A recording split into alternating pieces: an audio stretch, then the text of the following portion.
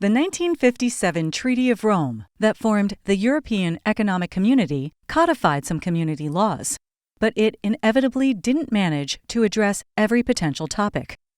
This meant the European Court of Justice sometimes had to look at other sources of law to come up with guidelines that would work for all member states, as it did with attorney-client privilege in the AM&S case.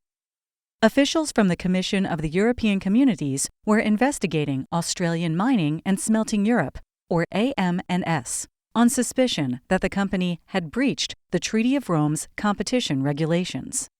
AM&S refused to let the officials inspect certain documents, claiming that they were confidential under the attorney-client privilege.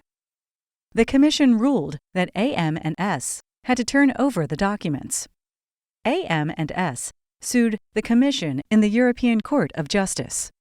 It argued that attorney-client privilege protected any document that requested, gave, or summarized advice from a lawyer.